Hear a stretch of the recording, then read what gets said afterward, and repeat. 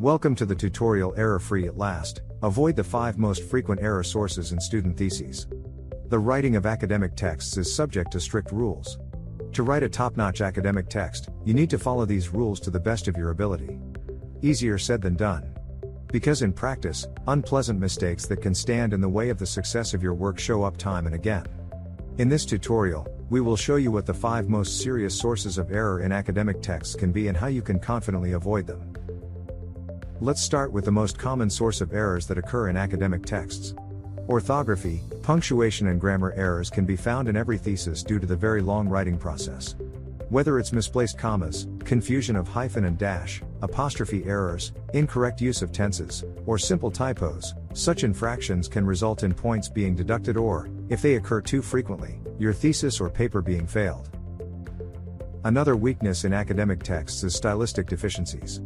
A successful writing style in academic papers is particularly evident in the fact that it is impersonal, informative, understandable and verifiable. To ensure an impersonal style, avoid the use of pronouns such as I, you, we, as well as addressing the reader directly. In addition, utterances that do not contribute to the informative content of the text or have a low informative value are also inappropriate. This includes filler words such as actually, basically, highly as well as filler sentences, but also repetitions and duplications such as clearly prove and ain't no, respectively.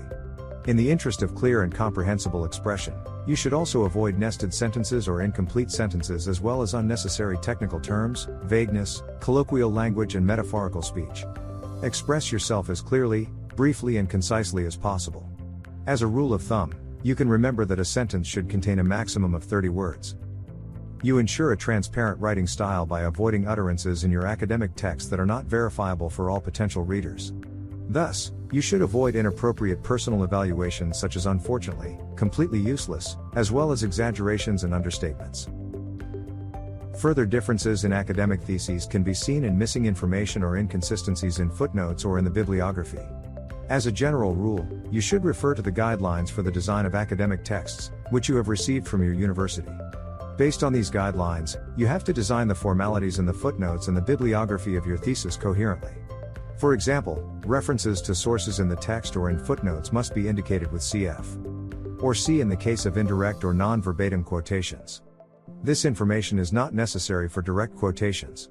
If you refer to a whole sentence and not only to the preceding statement in indirect quotations, you must place the footnote number after the closing punctuation mark, otherwise before it. When creating your bibliography, you must arrange the names of the authors alphabetically and, if necessary, distinguish between primary and secondary sources. Always make sure that you list all sources in the bibliography that you use in your text. Another gross error in academic texts is that they are often inconsistently designed. Uniformity is essential in scientific papers. It serves accuracy, comprehensibility and clarity. This applies not only to the spelling of expressions, for example, center versus center, but also to the use of clearly delineated terms and text formatting, for example, in terms of font and font size, spacing, correction margins, etc. But also your references in the text or your bibliography must be consistent.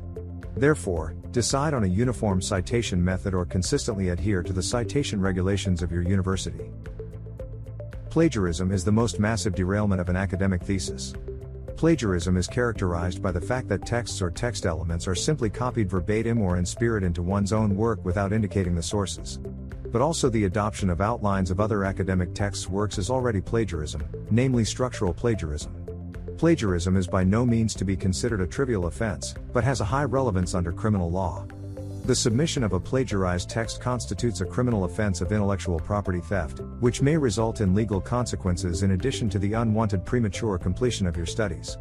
Also, more and more universities are now imposing heavy fines for uncovering scientific plagiarism. The best protection for avoiding plagiarism is therefore to familiarize oneself with all the principles of academic writing.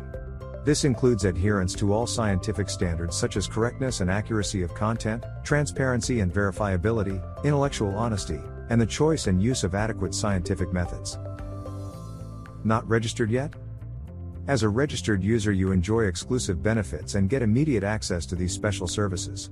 Regular raffles with amazing prizes. Detailed interest test to find a suitable degree. Online calculator to estimate your chances of admission. Free study guides. Top tools for comparing study programs and universities. Interactive forum for students. And much more.